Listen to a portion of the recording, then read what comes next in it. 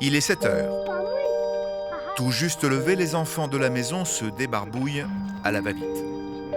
Nous sommes le jour de la rentrée scolaire. L'école commence dans moins d'1 heure. Au fond des bois, dans la boue et le froid, Flora, 48 ans, attend sa fille Speranza. Juchée sur le dos de sa grand-mère, Ronaldo, 8 ans. Isabella, à l'abri de la boue, est portée par sa mère. Commence alors pour les deux femmes un périple de 400 mètres.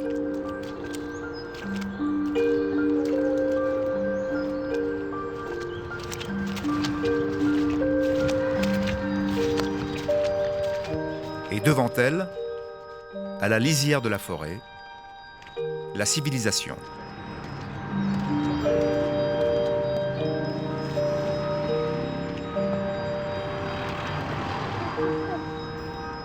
Nu este ca acasă să duci copiii normal. La casă ai ieșit în stradă, copiii sunt curați. Dacă te duci la școală așa murdari, nu mai râde copiii, zice, e împuțiți, sunt mizerabili, sunt... De aia îi ducem așa.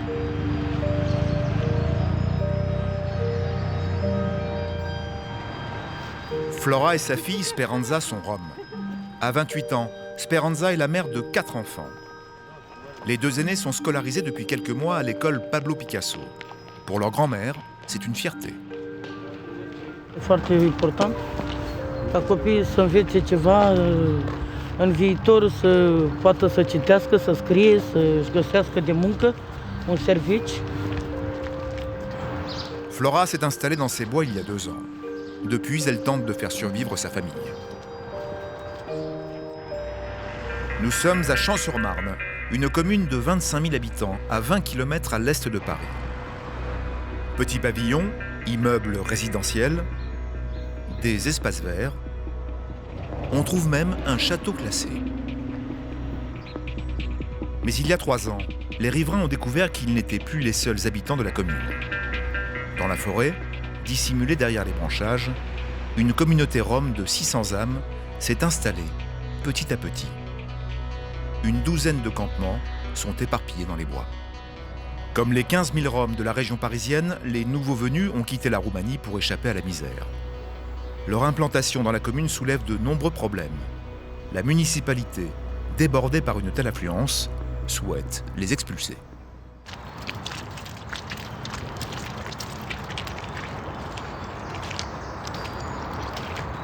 Putem să trăim o viață normală aici?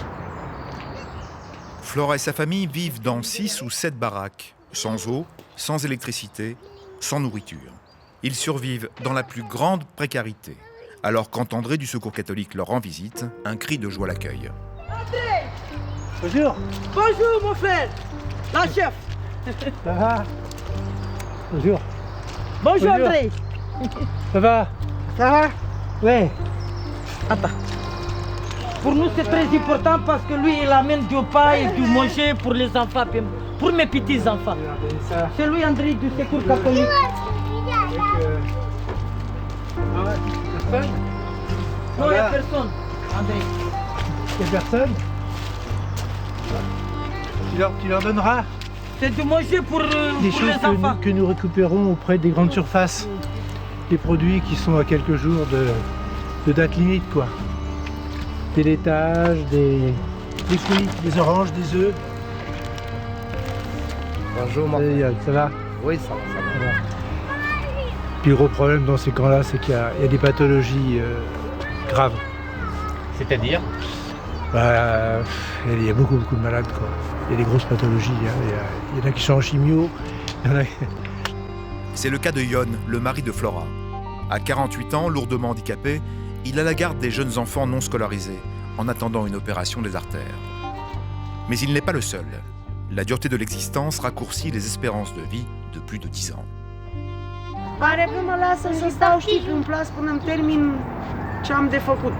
Că mai am scanner, mai am mamografie, nu știu dacă mi mai dea ceva în continuare. Vă spus că nu vă lasă. Elle a le cancer. Un cancer. Oui, la maladie de cancer. Când spui bonjour, Te-ai învățat franceză? când bonjour, Mai puțin și gata. când au revoir. Ia, o. À midi, les enfants sont récupérés à l'école par leur père. La cantine coûte 14 € par enfant et par jour. Une fortune. La famille n'a pas les moyens de payer une telle somme. Les Roms, n'acquittant pas d'impôts locaux, la mairie applique le plein tarif, celui des enfants extérieurs à la commune. Am arde-te, tată, mete să alo bien chiada. Pe velo de la arde manti. Trebuie să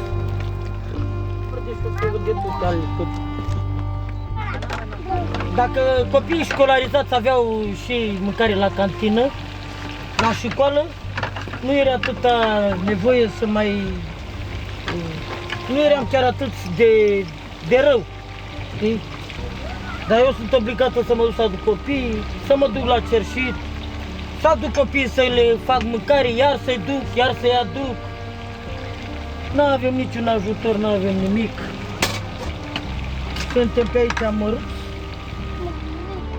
Mais ce qui angoisse Flora et sa famille, c'est l'arrêté d'expulsion qui frappe les habitants du campement et des bois.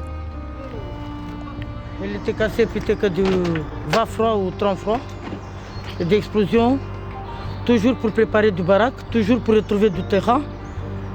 Comment vivre les enfants comme ça avec la boue?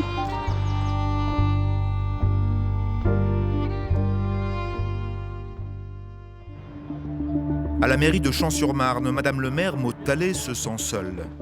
Elle est confrontée depuis 3 ans à une situation difficile à gérer. Sans aucune aide de l'État ou de qui que ce soit, la commune ne peut faire face. Alors les expulsions se succèdent.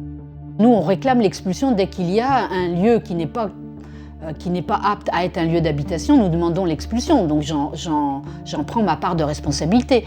Mais j'affirme haut et clair que ça n'est pas une solution. Et il faut que chacun d'entre nous, les institutions de tous les niveaux et les citoyens, on soit ouverts à trouver des solutions pérennes. Je peux intégrer 3 à 5 familles. Tant que l'effet est de masse comme ça, je ne sais pas faire. Donc je le dis, je ne sais pas faire. S'intégrer à la société française, mener une vie normale, est un rêve encore inaccessible pour Sunita, la nièce de Flora. Ses 2 enfants se chamaillent dans la boue du campement. Badar, son mari, porte-document à la main, attend son épouse. Le couple, comme tous les jours, se rend à Paris. Sunita arrive sur son lieu de travail, la sortie du RER, station Luxembourg. Mai durează mult? Merci beaucoup et bon courage, merci. Fiecare zi, pentru că nu am mâncare pentru copii, am 2 copii mici la baracă și nu am de muncă, nu am nicio sursă și trebuie să stau aici ca să le fac de mâncare, că altceva nu am. Alții sunt, alții nu sunt. Ați văzut că nici nu prea se uită la mine. Sunt deja stufi de noi.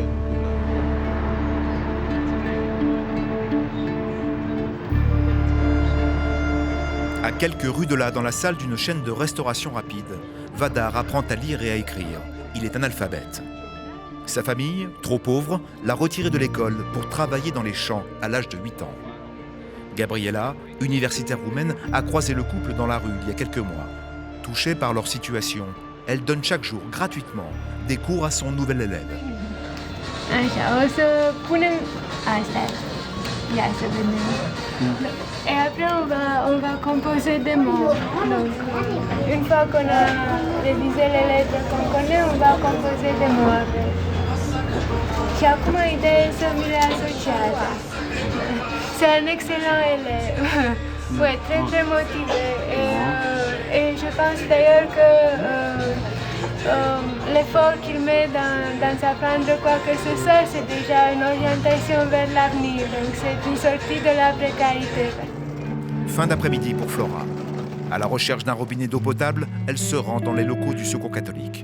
Elle sait qu'André et son équipe sont toujours à son écoute. C'est quoi, André? C'est pour moi? Oui. Pourquoi tu veux? C'est dans la boîte. Il faut aller chercher ça à la poste. C'est un courrier, il faut aller à la poste le chercher. Comme beaucoup de Roms, Flora reçoit son courrier au Secours catholique. Et dans cette pièce, une machine à laver. Le grand luxe.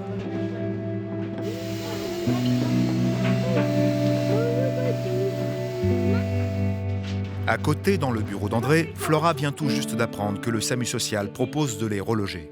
À 40 km d'ici, mais seulement pour quelques nuits. Le départ est prévu demain matin. Flora a peur de perdre le peu qu'elle a bâti. On vient de leur attribuer un hôtel dans lequel on ne peut pas faire la cuisine. Alors, c'est quand même gênant pour une famille de 8 personnes. Hein. Et l'école pour Isabella? Ah bah, l'école, faut remettre tout en question, quoi. Hein. Donc Je suis pas contente. c'est comme ça. On ne peut pas rester dans des lieux... C'est loin. Ah bah oui. Mais bon. C'est loin, Andrea. Oui, c'est loin.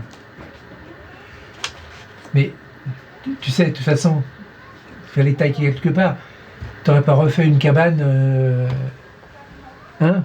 Qu'est-ce que t'aurais fait? T'aurais refait une cabane où? Je parle avec mon mari. On va voir comment on fait. La décision, c'est pas... Parce que lui qui est quand même malade, il a besoin quand même de repos, Hein, il va être réopéré en mars. Il faut qu'il fasse attention. Hein. C'est grave hein, ce qu'il a, donc il faut qu'il se ménage. Il va falloir que... Ce serait le cas.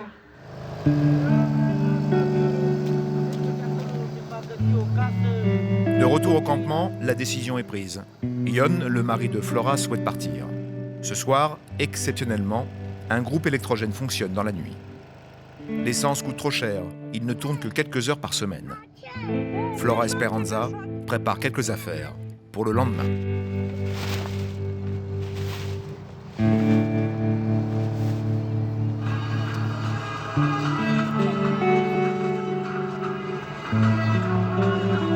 Dans une baraque à côté, les enfants profitent de l'électricité pour regarder sur une télé rafistolée un film indien. Isabella et Ronaldo ne retourneront plus dans leur école.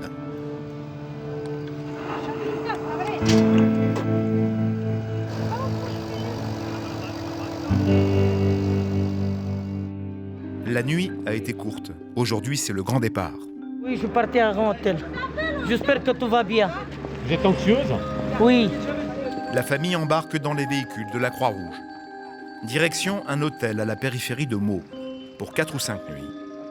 Après, c'est l'inconnu. Je vous salue.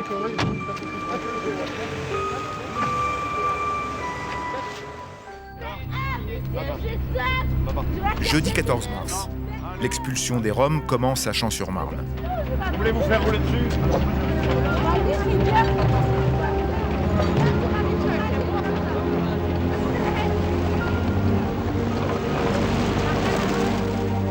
Dès l'aube, les CRS prennent position autour du camp de l'université. François Loiret, membre du collectif Rome Europe, est sur place. L'association de François se bat depuis 2 ans aux côtés des familles pour les aider à s'intégrer.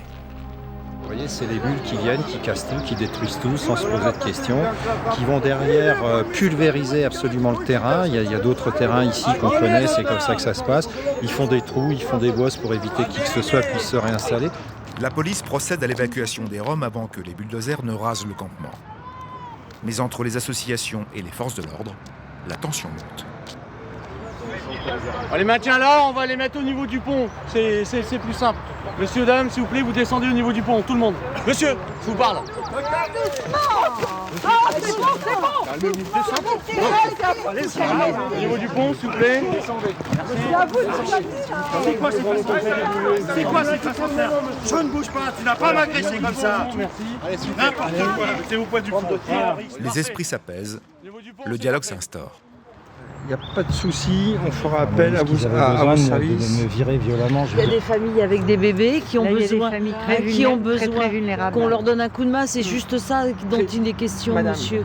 S'il faut une aide au départ de ces personnes, vous viendrez m'aider dans de bonnes conditions et surtout dans de bonnes dispositions.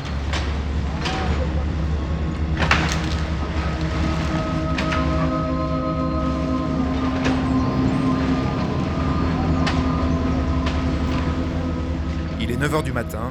En 30 minutes, le campement a totalement disparu.